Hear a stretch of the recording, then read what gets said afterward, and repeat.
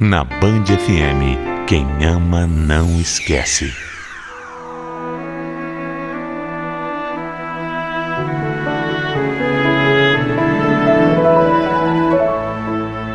Do que é capaz uma mulher traída? Cada uma pode lidar com o luto e a decepção de um jeito. O meu pode até parecer esquisito para algumas pessoas.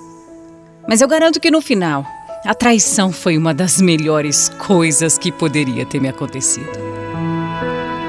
A gente nunca sabe quando as nossas vidas estão prestes a mudar, não é? A minha mudou assim, da noite pro dia. E quando eu menos esperava. Tudo aconteceu como num conto de fadas.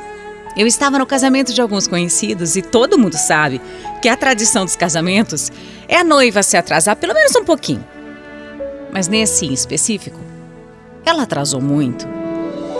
Mais de 2 horas. Mas foi por causa desse atraso que eu acabei conhecendo o Lorenzo. Um homem lindo e charmoso. A gente engatou uma conversa e ele pareceu ser muito divertido. E eu fiquei encantada. Olha, Isa, eu sei que a gente acabou de se conhecer, mas eu queria saber se você não quer sair comigo?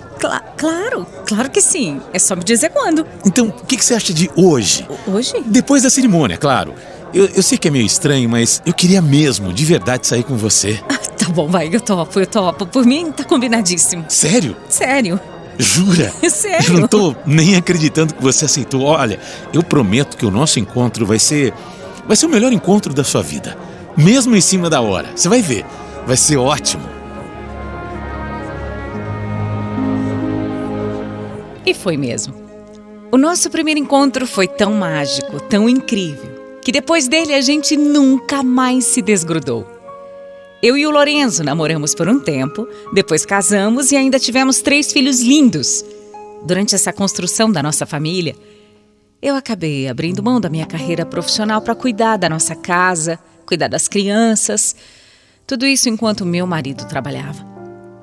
Eu sei que muita gente pode falar que eu errei, que eu não deveria ter feito nada disso, mas naquela época eu não pensava do jeito que eu penso hoje. Eu confiava muito, mas muito mesmo, no que a gente tinha, na nossa relação. Eu e o Lorenzo vivemos um casamento muito feliz por 27 anos. Eu já tinha 56 anos. Eu tinha uma vida perfeita. Uma vida de madame mesmo. Meus filhos já eram crescidos, faziam faculdade e a gente tinha aquela família de comercial de margarina, sabe? Como todo mundo fala. Eu e meu marido já até planejávamos a nossa aposentadoria na praia. Até que um dia eu recebi uma ligação de uma moça. Uma moça falando que ela era a namorada do meu marido. Assim, simplesmente assim. Aquilo foi um choque e, claro, a princípio eu não botei muita fé, né? O Lorenzo nunca tinha me dado motivo algum para desconfiar dele. Nunca, absolutamente nada.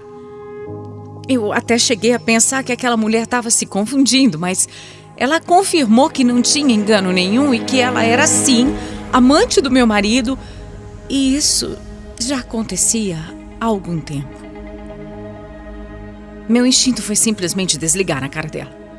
Eu simplesmente não conseguia, eu não queria acreditar naquilo e por algum tempo eu fiquei negando, sabe? Eu fiquei negando o tempo todo pra mim, negando muito. Eu não queria acreditar. Meu marido não faria isso comigo. Ele nunca faria isso comigo e a gente é feliz, sabe? A gente era feliz.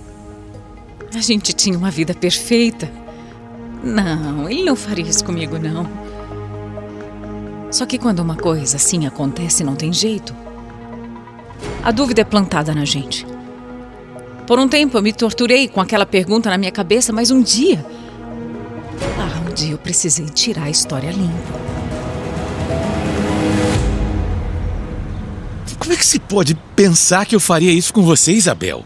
É sério mesmo que você tá falando? Você acha mesmo que eu seria capaz de te trair? Eu já nem sei mais, Lourenço. Eu não quero acreditar nisso mais. Claro que não. Agora eu fico o tempo todo me perguntando, e se... Olha aqui pra mim, é claro que não. O que essa moça falou é mentira. Essa mulher deve ser uma louca ou, sei lá, invejosa. Isabel, olha nos meus olhos. Me diz, você acredita mesmo que eu destruiria nossa família por um momento de prazer? Por uma outra pessoa qualquer? Jura que você acredita nisso?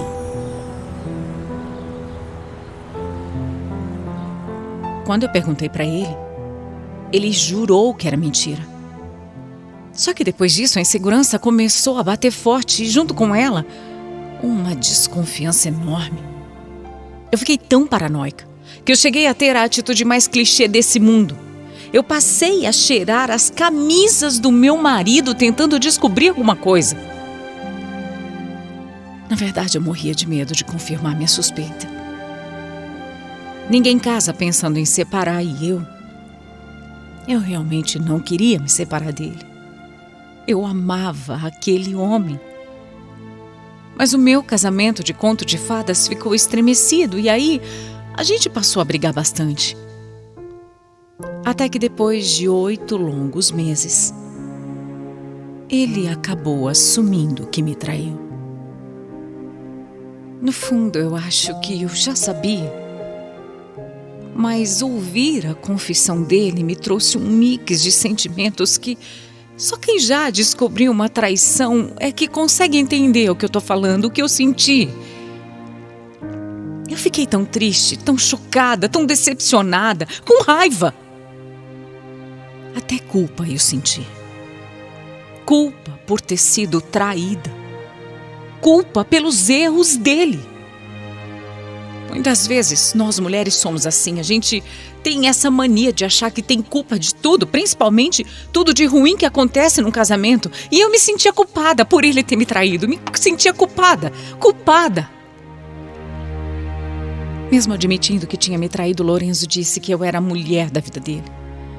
E apesar de tudo, eu queria acreditar que o nosso casamento ainda tinha salvação. A primeira coisa que eu fiz foi tirar a aliança. Era algo simbólico, algo para mostrar que alguma coisa tinha que acontecer. Mas na verdade eu continuava ali, eu continuava casada. Eu continuava porque eu estava pensando no futuro. Sabe quando você imagina que uma situação ruim vai ser um divisor de águas? Eu sentia que aquele caso dele serviria para a gente reacender o nosso casamento, melhorar a nossa relação. Mas foi uma loucura na minha cabeça. Um dia estava bom, no outro estava uma droga. Eu ficava me perguntando se tinha sido só com aquela moça, como tinha sido, quando tinha sido. E nessa de ficar pensando o tempo todo, eu fui levando o meu casamento por mais 5 anos. Foi aí que eu resolvi viajar para visitar o meu filho que morava longe. E eu fiquei por mais de 1 mês. Quando eu voltei, meu marido estava um amor, querendo me agradar de todas as formas. Sabe quando parece culpa? Quando parece que alguém está com a consciência pesada por alguma coisa que fez? Parecia. E era exatamente isso. Eu decidi que era hora de investigar tudo. Foi tão fácil descobrir que ele, além da moça da ligação, tinha se envolvido com outras 4 mulheres. 4 mulheres diferentes. 32 anos de casamento. E eu descubro assim que o meu marido tinha um monte de amantes espalhados. Um monte. Uma aqui, outra ali, outra lá. Um monte. Pois é. Aquela minha vida perfeita, aquele conto de fadas, afinal, era uma mentira. Uma mentira. Ali foi o fim para mim e foi nesse momento que eu dei um basta.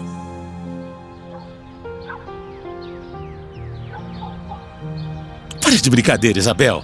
Nós dois sabemos que você não é capaz de sobreviver sem mim. Como é que é? É isso. O que foi que você disse? Quem é que vai te sustentar?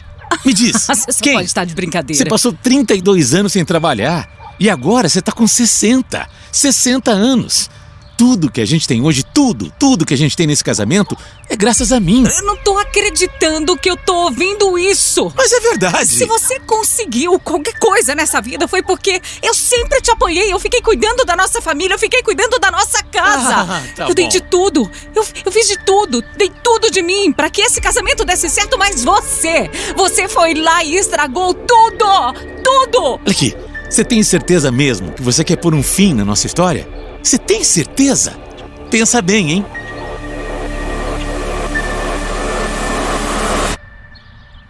A verdade é que nem eu sabia direito. Apesar de falar que eu estava decidida, tudo me doía. Eu não estava perdendo só o meu passado e o meu presente, não. Eu estava perdendo o meu futuro.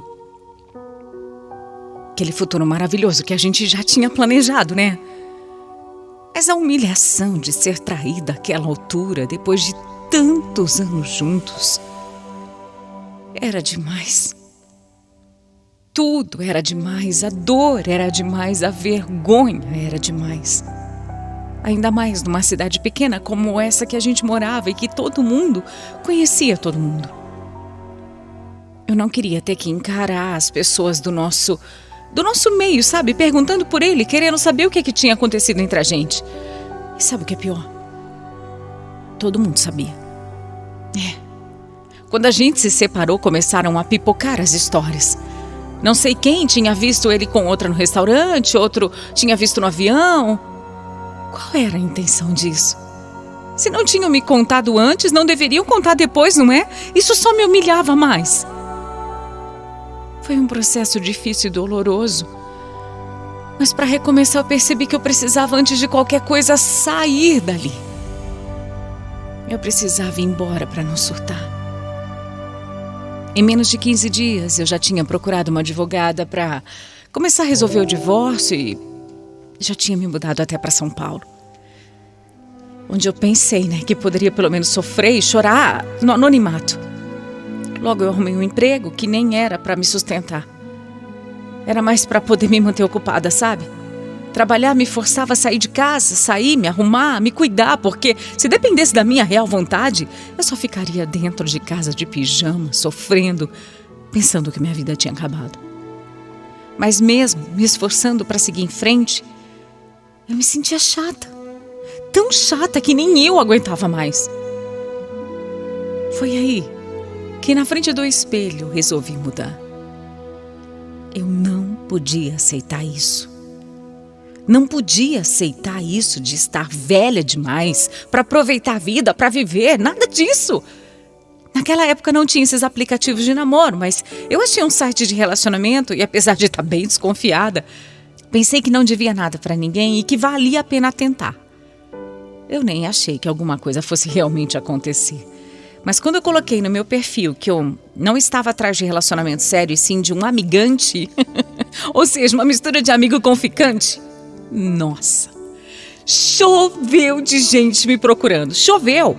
Acho que a maioria das mulheres que entravam no site procurando um relacionamento queriam algo sério. Eu estava indo na contramão. E isso atraiu muitos homens. O que mais me encantou durante essa fase foi que eu percebi que eu tinha autoestima de novo. Eu não era uma inútil. A minha vida não tinha acabado. Eu comecei a conversar com vários homens e eu era elogiada, sabia? Eles me elogiavam. Eu andava me sentindo velha, feia, despencada, toda caída, mas ali eu estava sendo elogiada. Ali fazia com que eu me sentisse mulher outra vez e eu fui começando a sentir que eu queria mais emoção, que eu queria mais adrenalina. Então eu criei coragem para me encontrar pessoalmente com algum homem pela primeira vez. Pela primeira vez em 32 anos, né? Aquele primeiro encontro foi tão bom que nós fomos pra cama. E eu confesso que eu fiquei apavorada. Ele era 20 anos mais novo do que eu e eu travei, né? Eu não conseguia tirar a roupa na frente dele porque eu fiquei achando que ele ia perceber que eu tinha estria, celulite. Foi insegurança, é isso. Foi uma insegurança muito grande. Mas quando aconteceu, foi incrível. De repente eu me senti a mulher mais corajosa, destemida, disposta a abraçar um mundo totalmente novo. E aí aconteceu de novo, e de novo, e de novo. Com 1, 2, 3, 4 homens diferentes. Eu virei uma mulher que depois de velha ia pra cama com um homem só pelo prazer. Só porque eu simplesmente queria, porque eu podia. Eu podia o que eu quisesse nesse mundo. Eu nem contava pra ninguém. Aliás, eu ia contar pra quem, se aquelas que eu chamava de amigas tinham passado a me ignorar depois da separação? Ninguém me convidava pra mais nada. Eu fui aprendendo a ficar sozinha e a curtir a minha própria companhia. Eu lembro até de uma vez que eu sentei num boteco e comecei a tomar um chopp. O garçom veio e me perguntou se eu tinha levado um bolo. Engraçado como na cabeça dos outros uma mulher não pode estar num lugar sozinha, né? Ela tem que estar sempre esperando alguém. Isso acabou pra mim, gente. Eu simplesmente não preciso de mais ninguém. Depois eu comecei, por incentivo da minha terapeuta, a escrever todos os meus pensamentos, tudo que eu estava vivendo.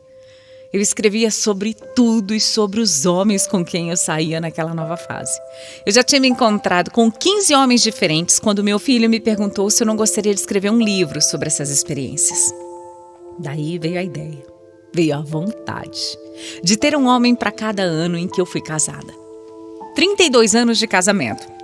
32 homens. Em pouco mais de 2 anos eu estive com 32 homens diferentes. E eu nunca tive vergonha, eu nunca me arrependi. Foi uma experiência incrível e eu faria tudo de novo sim.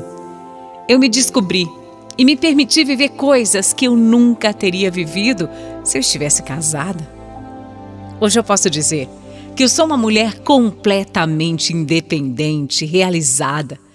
Eu consegui fazer com que o pior momento da minha vida se tornasse um renascimento e empoderamento do meu corpo e da minha vida. Eu até escrevi um livro sobre a minha vida chamado 32. Um homem para cada ano que passei com você. E todo dia eu recebo uma mensagem de uma mulher dizendo que eu dei forças para que ela pudesse se descobrir. Sucesso é isso. É você tomar conta do seu corpo e fazer o que você quiser por você, não pelos outros. Eu não vim com prazo de validade, não. Ninguém é obrigado aos 60 anos a achar que a vida acabou. A minha verdade é minha. O meu corpo é meu. Eu excluí de vez a expressão velha demais para isso. Isso acabou, não existe mais na minha cabeça. E resgatei a minha autoestima que estava lá destruída. Acredita em mim. Quando eu digo que podemos aprender muito com a dor e que a liberdade e a autoestima que vem depois dela compensa muito, pode acreditar. É mesmo. Envelhecer de uma maneira positiva é uma questão de escolha.